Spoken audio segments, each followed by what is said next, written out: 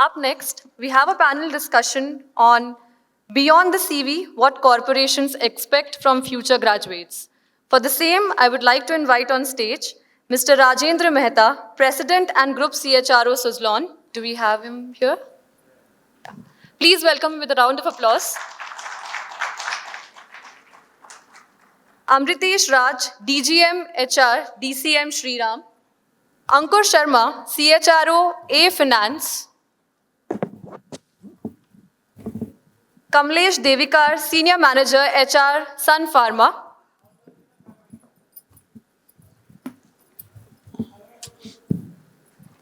To moderate the session, I would like to call on stage Mr. Yashwant Chauhan, Chief Human Resource Manager, GAIL India Limited.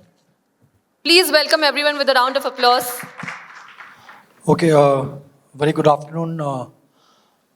First of all, my special thanks to the organizing team of the APAC Media as well as Department of Technical Education, Skills and Employment, Government of Madhya Pradesh for very kindly inviting me as part of this esteemed panel comprising of several leaders from the industry, wherein we have Rajendra Mehta ji as well as Amritesh, then we have Ankur and also Kamlesh ji.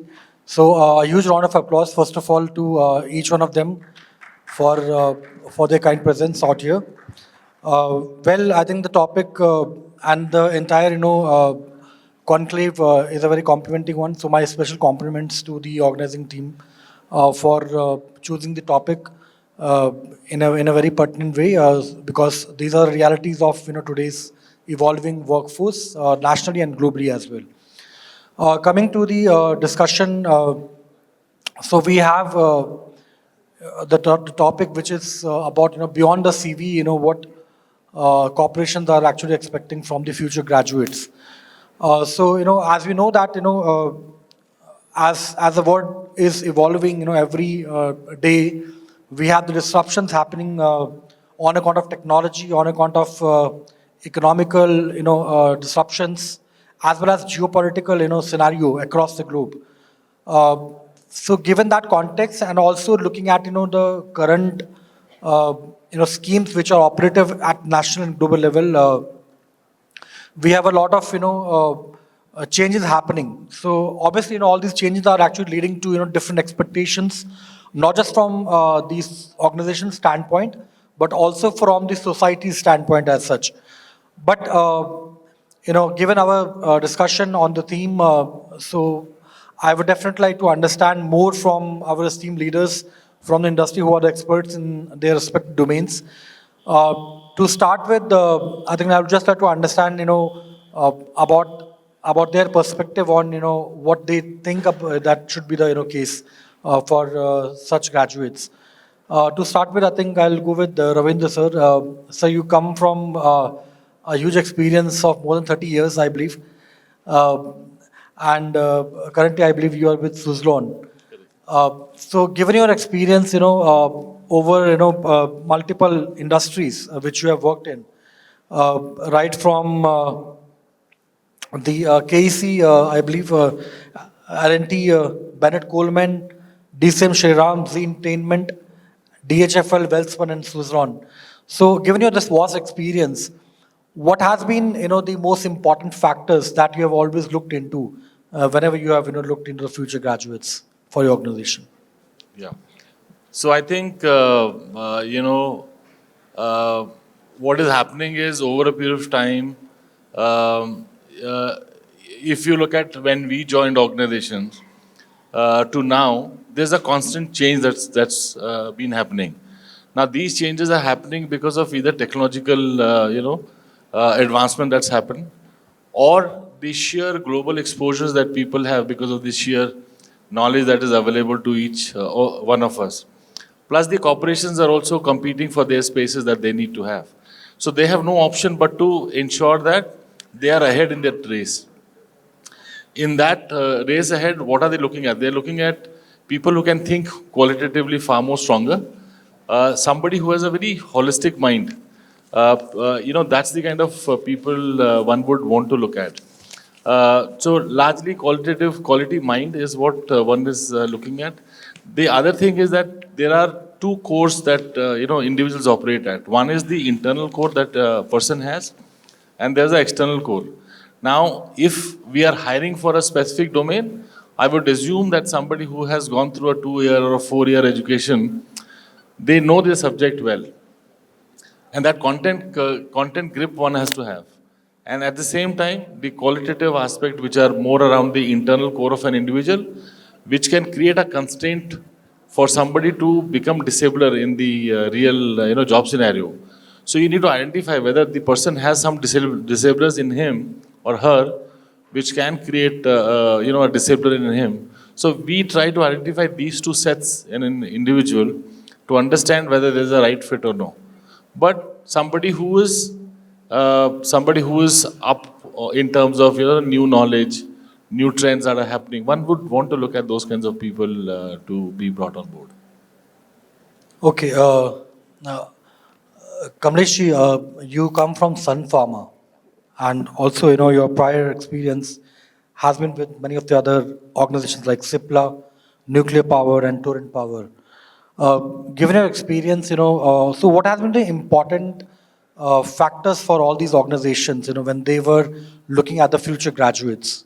If you can just, give some understanding to all of us on that. Sure. So, good afternoon, all of you. So, I'm Kamlesh, currently representing Sun Pharma in this forum. So, basically, being a part of HR team and looking after the recruitments and the campus hirings and all. So, basically, at different level, we have different skill set requirements. So, as sir has rightly said, so technical knowledge is something that forms the core which generally we look for when we recruit. But as we look at the different level of hierarchies, maybe at the entry level, maybe at the mid-level management or at a top level, then some of the other things that also comes into part is like the soft skill, which generally what we have seen is something what is currently less focused into the educational organizations. So they focus currently again on the curriculum part only, but the extracurricular activities with respect to the development of soft skill is something that we look after. Like if you go for a mid or top level hiring, basically how the person is into the critical thinking aspect, the problem solving. If he is going to join into a decision making capability like a manager or a team leader or a group leader, then definitely he should have exposure of giving a quick decisions. So problem solving, decision making skill is something which is again making an impact. But looking at the recent changes into the technology, what we are looking at, one is how about is the learning attitude of the candidate. So probably at a very faster pace, the technology is changing. So we want whatever the graduates or the new people we are hiring in, he should have a quick learning adaptability, a quick learning attitude to quickly learn and unlearn and change himself with the technology. So change management is something that we are looking at because there is a lot of resistance among the youngsters. Na? So they are not ready to change. Jo sikhaya hai, usi mindset se they are looking at. So that is something we look at. Apart from that, one is the digitization. If I talk about the pharma background, we have been interacting with so many institutes where pharmacy graduates are coming for the campuses. Their core strength is pharmacy. But I can say they are below average into the computer literacy. You cannot accept to have I don't know computers. I cannot operate computers in this era where everything is digitization, everything is AI based. So that is something which we expect if the new joiners come up with this new skill set, definitely it is going to promote your hiring skills also. Thank you. Yeah, thank you. I think thank you for bringing that insight. I think quite a relevant one because you talked about the continuous learning, right? And I think it's been highlighted by even the World Economic Forum that continuous learning is the key for the future. And I think organizations at large are looking at individuals not just to learn a particular aspect of the workplace and then just continue with the same, but they're looking at individuals who can continuously thrive with the learning. So I think, the aspect is about, there's a term called as meta skilling, which actually talks about the fact that, do you have the ability to learn the learning? I think that's a very important. So thank you for bringing that point. And the second, which, piece which you highlighted was related to the flexibility and adaptability. And I believe, in organizations, given the kind of context that we have, given the kind of disruptions that are happening, whether we talk about the artificial intelligence or any other new technologies which are going on, you actually require individuals who are not just there to adapt to the new technologies, but also to the new ways of working. So from that lens, definitely flexibility and adaptability is the key for the future graduates as well. Moving on, I would like to come to Amritesh Raj, who is currently with DCM Shriram. And Amritesh, I think you have also worked with quite a few organizations from your experience, which is with Cipla, Wipro, and TCS and Lenovo. So tell us more about your experience and your outlook towards the future graduates. Thank you. I think the topic is very relevant, given the I was fortunate to work with various sectors in my career. I have visited all premium colleges and I hire very regularly. One thing which we definitely see in the era of AI, and it's a reality that AI is going to pick up a lot of jobs which is at the entry level. Whatever is being done by human, gradually there will be some AI machine or algorithm which is going to do it faster and maybe even better than human. So the skill that we really look for is two things, I would say. One is whether the person has learning agility, because the shelf life, which was earlier 8 years, is now 4 years. So you have to be very sure that you are putting in efforts to learn. And second is strength in character. Because in the age of AI is extremely important. Everything else, like people say that soft skills, let's ignore. But I say that soft skill is the most hardest skill to acquire. It is not something that can be taught. It has to be experienced. And you can't wait to do that experience when you are in campus. And that is one area, I think, where we need to invest a lot. And this investment has to come also from within, because that's your career at the end of the day. And I think that is one thing that I see, that young graduates are investing a lot in terms of acquiring soft skills. So I would say these two things as a future graduate is very important, something that a corporate wants them. And this is a mantra if you want to thrive and grow in the era of AI. Yeah, thank you. Ankur, you are currently with the I Finance, and I think you have also worked in the past with Dr. Reddy, SLK Group, and Raymond. So, what is your outlook towards looking at the future graduates? When we talk about our expectation as organizations from them. So I'll talk about my current organization first because that's much easier. So we are an organization which is scattered all over the country. So we have 550 branches, each of which is very different from each other.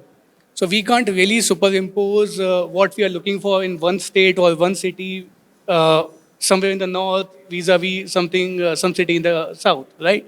So we look for primarily certain values and two certain competencies.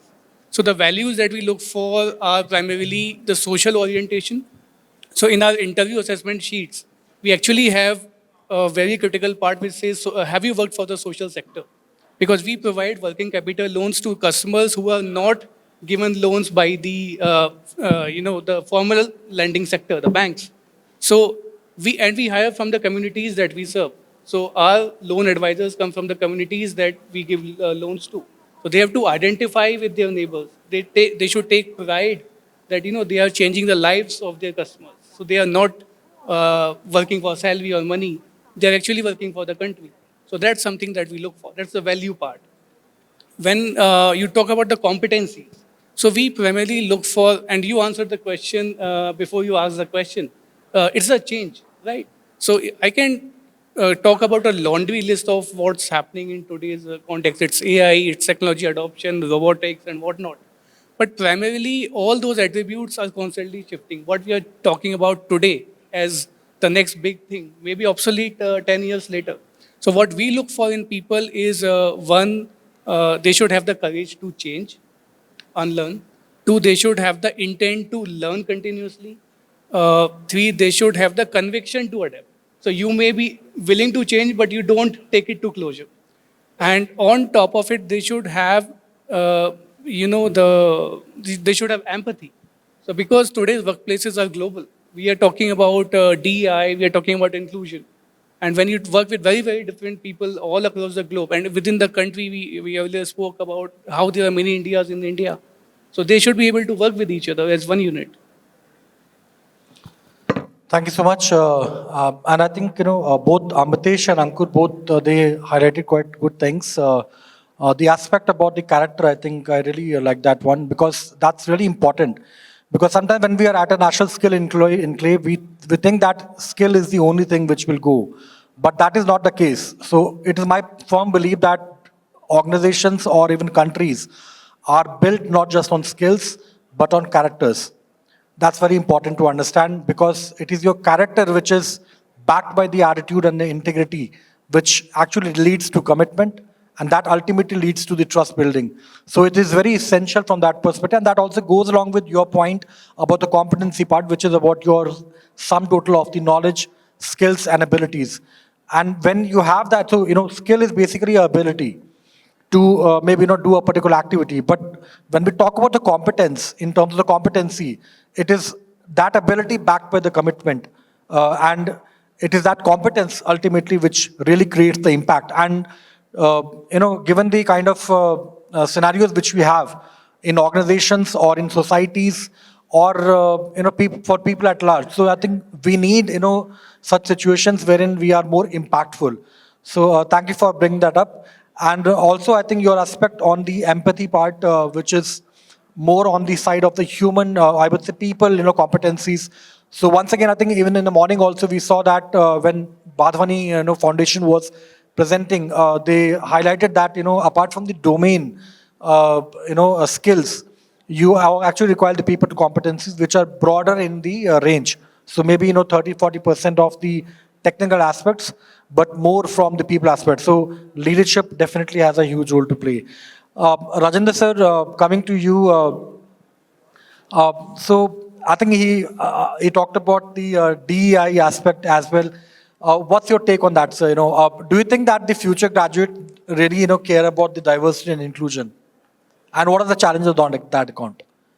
So I think, DNI, I believe, we should leverage DNI for the kind of perspective more than the gender. I think when it comes to working on the gender bit, while we can continue to work at the organization level on hiring women, hiring, LGBTI and those kinds of orientations. But my view is that, in one of the organizations where I was working, now we wanted to hire a woman, a colleague for doing sales in tier 2, tier 3 towns. The problem that the family, and when we went to the families to say that, allow your kid to come with us and work for us, the issue was that the families were actually worried that if this is the character of a client that she has to deal with, they're scared of, sending her. Now, if that is a root issue which is existing, probably I think we need to address that more than, addressing that at the level ahead.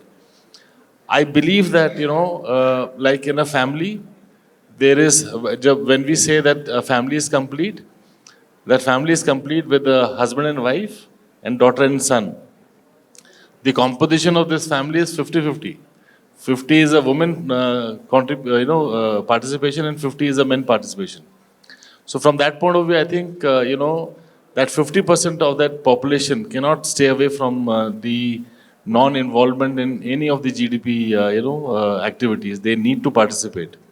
So from that point of view, I agree. But more so, I think, the organization becomes rigid and therefore these perspectives are necessary, newer perspectives are necessary for organizations to remain open to new ideas, new thoughts. So I believe in DNI, but probably answering DNI at the corporate level is just, hitting at the surface. The issues are somewhere else, and I think we need to address that. Yeah, definitely. It's a very complex issue, definitely. And I think what we understand about diversity is at the very surface level. There are so many things attached to it. I'll come back to you, Kamlesh, your take on this aspect of diversity and inclusion from the organizational standpoint. Why do you think that the organizations are looking forward to the future graduates from the diversity and inclusion perspective as well? So basically, if I had to look after or talk about something on DEI, so basically I represent the manufacturing part of my business, wherein the manufacturing is happening around the clock, or maybe probably in some of the business it is like 365 into 24 into 7. So if you look at all the reports which are getting published, so specifically if we talk about, if we compare in China, if the population, if we see the population, 49% represents the female out of the 100%, and contribution of the female in the GDP is around 41%. Whereas if you look at India, it is like 48% or 43%, but the contribution in the GDP is only hardly 18%. Even if we compare with other countries like US and Europe, so there the contribution of female toward the economy is on the higher side. So if we also wanted to compete having a 50-50 ratio of the forces, male and female gender, until and unless we will not look upon the DA aspect, we cannot compete as well as we cannot grow at a faster pace. So today we want, if you look a general scenario across the globe, 75% of the female, they are basically involved into unpaid work. And if you direct that workforce to contribute towards GDP, then DEI is something that we critically look into. If I talk about my organization 2 years, 3 years back, when we specifically focused onto the DEI activity, one of the challenge that came specifically into the manufacturing part was manufacturing happening round the clock shift. If I have to increase the number of female, then I have to start the shift deployment. And the resistance started there. But over a lot of activities which we performed, we could able to interact with the female employees, we interacted with their family members, we provided all the required support which they want. And finally, at my location also, we started the second shift deployment of female employees. And that is helping me because I have the limited that much on only the manpower budget. 100 people are working. If I have to increase the female, then what I have to look is I have to look at the combination like replacing. So wherever there is attrition happening into or any new roles coming into, I have to see whether I can fit the female candidate into that role and what is required. मुझे क्या provide करना पड़ेगा, female will apply. So that is the only way I can increase it. I cannot give an extra deployment over there. So the focus is DEI के बिना, if you wanted to grow and compete, it is difficult. And specifically then you need to relook at what exactly you wanted to do, where currently you are, what figures you are targeting, what are the different roles where you can look into female can also substitute the males so that we can work together in an ecosystem, we can balance and we can move our industry as well as the country at a faster pace. So that is my opinion. Thank you. Thank you for sharing that. I think very important from the organization standpoint again, from and also looking at the aspect of the future graduates. So why it is actually required, as you rightly pointed out, that it is important that as future graduates we understand the basics of diversity and inclusion. Because unless or until we value the diversity and inclusion and equity at the workplace, we cannot be sustainable in the longer run. And we need to understand that. When we talk about, the aspects of inequality, currently, if you look at India, we are still, we have done very well in the past few years, but still the challenge remains for the future. So, having those people, who are more inclusive at the workplace, having those future graduates who have wider outlook towards things, definitely helps the organization in the longer run, not just to, to sustain the organizations in the long run, but also to create that sustainable advantage. With this, I would like to move to Amritesh. Amritesh, we talked about the diversity inclusion, we talked about adaptability and flexibility. Let's come to the aspect of the global mindset. Do you think that organizations also needs to look at our future graduates having a global mindset, and why it is important? I think that's a very important and good question.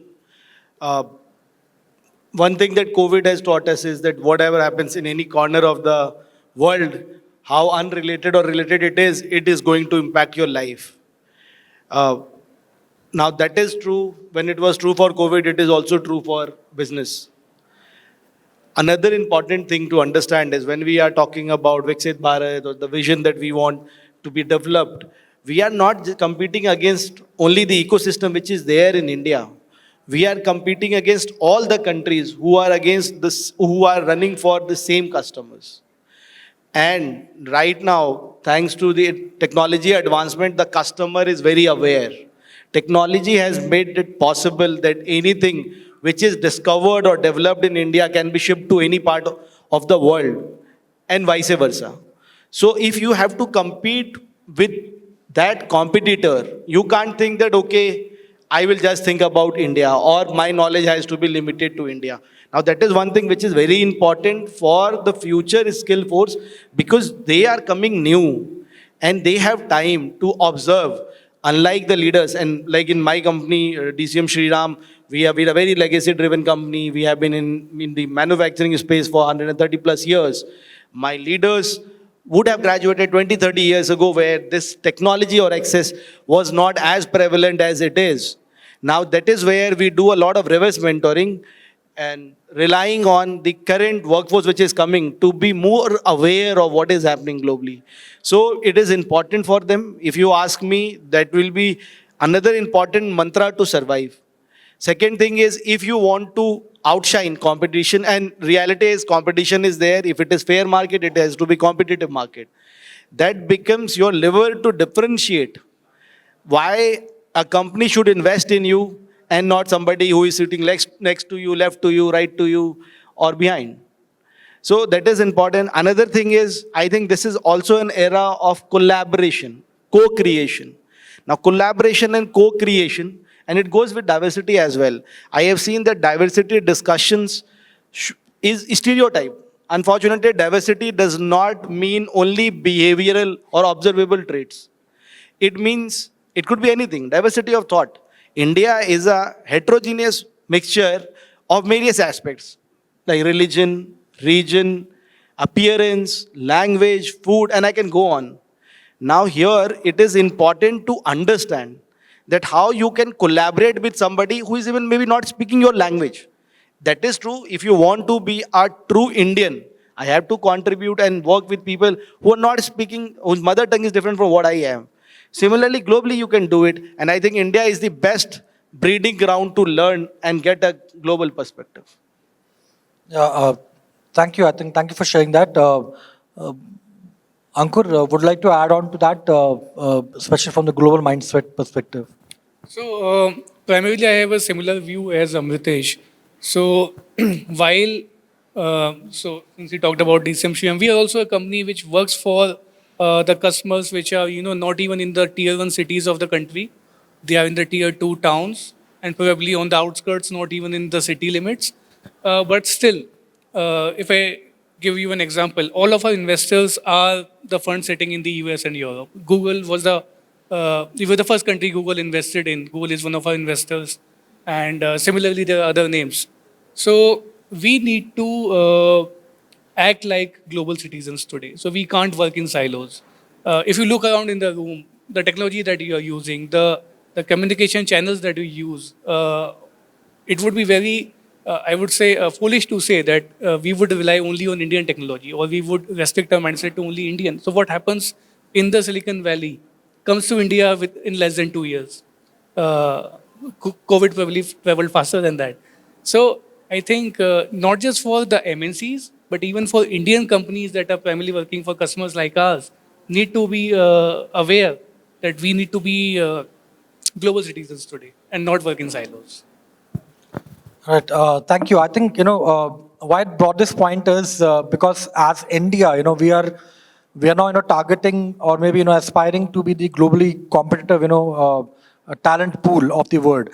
And I think Government of India has recently, taken a couple of good initiatives, like for example, in the recent budget allocation, if you have observed, I think India is going to create close to 5, national center of excellence in the skilling ecosystem. So that's a very welcome sign. And also, there's another, move by the government with regard to, creation of the Center of Excellence for Artificial Intelligence and its integration in the education system. these are some of the, the recent one which has been done by the government. And obviously, the larger objective is to, ensure that we remain competitive globally. And skilling definitely has a lot of role to play. And I also come from an organization which is working in the oil and gas and energy space. We have invested, I think, 10 years back, more than 3,000 crores in the skilling ecosystem by creation of, by collaborating with our peer organizations like ONGC, BPCL, Bharat Petroleum, HPCL, and other companies. When what we did was we created these skill development institutes. So I think in the morning we had Imtiaz sir, from the STI this Vishakhapatnam. Similarly, at GAIL we have the STI at Rai Bareli, and we have also been, doing some of these skill institutes in line with the, the requirements of the organization. So broadly, the idea is to, kind of nurture the ecosystem around the skilling part. And here, all these organizations are collaborating, but they're funding jointly toward the same. So I think that is creating a lot of benefit, and definitely I think this is something which can be replicated by many other organizations, including the sector skill councils. Rajendra sir, we have talked about quite a few things, but I think there is one particular aspect about, your ability to work in stressful situations. How do you look at the current generation? Because these are the future graduates. When we talk about the current generation, we are talking about the Gen Z, which is 95 or 96 onwards till 2012, and maybe, even the alpha generation is also going to enter the workforce sooner than later. So how do you look at their ability to cope up with the challenging times, really tough times? Do you think that is also an aspect which the organizations are looking for? So, my view on this is, and I'll take a detour before I come to this answer. Now, when you look at the well-being of people, now the perspective could be that organization to deliver XYZ expectation, they need to ensure that people are happy and they are, stress-free or whatever. The other perspective is that organizations are run by people, and therefore I need to take care of people first. And I will build all platforms. I will do everything to ensure that there is enough and more opportunity, whether ERG group that I want to create, give them counseling opportunities, etc. So organization need to build all this. And I think with the current generation that you're talking about, it is becoming more inevitable, because with the way they operate, their ability to take stress is not as high. And I think that happens mainly because of multiple reasons of their typical traits, that they don't have a social engagements, they don't have eye-to-eye contacts, more of eye contact. They are not socially tuned to ensure that they are able to build relationship and work through them. So ability to squiggle through such situations is very less. That the capability is less. So I think it is these capabilities that probably will need to ensure that we give them all those opportunities, so that their areas of their concern, which doesn't pile up over a period of time and then become disabler over a period of time. I think we need to give them that opportunity, that they are expressive, whether with the bosses, with their colleagues. They have that openness, and the environment that we create, they're able to leverage that and become little peaceful in the ways that they operate. Stress, they can't take. And I think the other reasons, obviously, the parenting that we have done, that, anything that they need and we've given them. So a lot of fault is also at the parenting side. So I think it's a cumulative effect.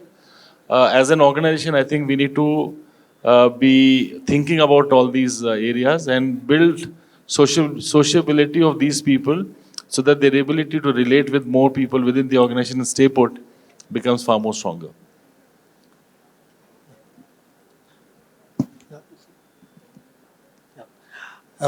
Yes, so would like to add, sir, Kamlesh, on this.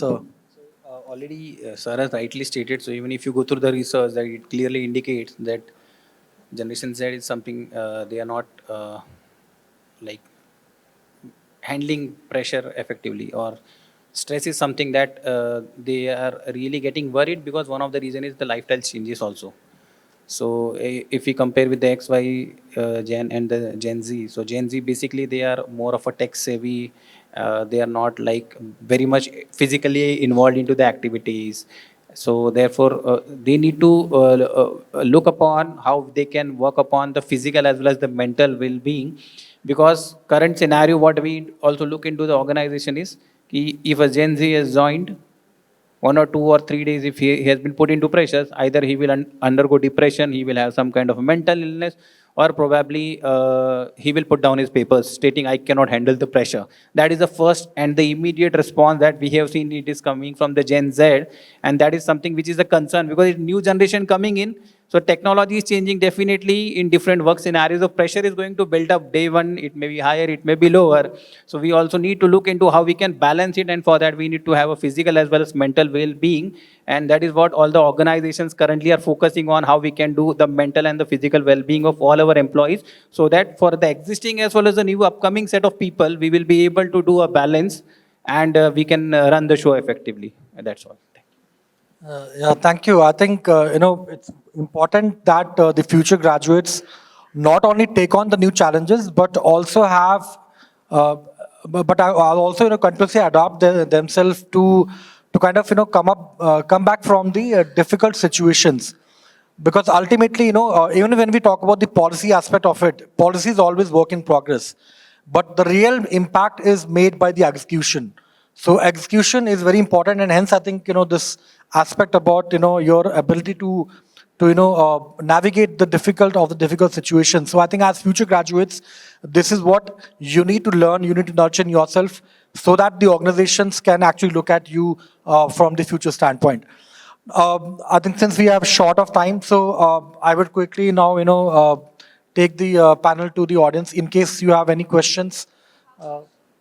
Yeah, so I think the panel would be very happy to answer that. If you have any specific panel member, you can always say that. Otherwise, you can make it for anyone. Sure. Yes, please. Let us understand for the future, graduates themselves, what they actually think about the topic.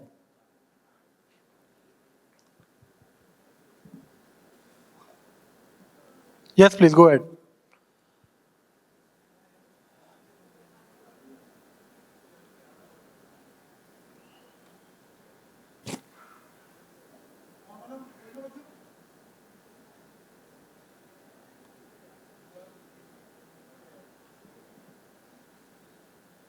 So my question is for Rajni sir. Sir, you mentioned co-creation, collaboration, and even I feel that diversity in unity, that is something that we Indian have a power. I think we have a merit on that one, and I'm very hesitant to ask this question, sir. But even my batchmates, now I'm a BTech mechanical engineering student. I passed out in 2023. Uh, Many of my batchmates are working currently in South-based companies, mainly Bangalore and Hyderabad companies. They mention that there is a lot of communitism that they face, politics communitism in the companies. So though we should be very much equipped with adaptability, co-creation, collaboration with other team members also. But what are the initiatives? It's a curiosity-based question, sir. Just what are the initiatives that companies take to reduce such kind of politics, community-based politics, sir? Thank you. Question is to you are asking to me? So I think it's an interesting perspective here. See, what we need to understand is we are dealing with humans. Now humans will have their preferences. Till it is a preference and is not depriving anybody of its fair chance, the company would not be intervening. But if we think the preference is turning to bias, then of course there are interventions. Moreover, there are design elements which ensures that such preferences does not lead into biases. Now, I would not be able to comment on the specific experience that you are narrating of your colleagues, but as an organization, we have put in guardrails, which means we have clearly defined that you can't bring your, say, family under you as a reportee. Or while hiring, if we see that there is a one particular manager who is hiring only X type of person, could be male or female both, then we come ask the question, inquire that is it really by design or is it something else which is at play? Technology also is a great lever there. Now, what we do in technology is we are leveraging technology big time. So even if I give you a small example, the CVs that you have, now somebody reading a CV and, for example, just consider that the hiring manager is slightly more favorable for, say, male candidates. Then in CV, the person might screen out the other gender. So we do CV masking. So AI is, say, pass kara do, all the identifier goes off. So now the person is purely, the hiring manager is purely assessing the person on the skills that he is able to find, he or she is able to find from the CV. So that is one of the use cases. Of course, there are other use cases. There are also forums where any employee who feels otherwise can raise it out. There are very secured lines where organization is willing to listen. There is also a structured way of listening, and wherever we find such unfortunate incidents happening, we take proactive actions to address it. Thank you, sir. Thank you so much. Thank you to all the panelists for such an insightful discussion. I would like to call on stage Shamimuddin sir to felicitate all our guests with a token of gratitude. Please give a big round of applause to all our panelists.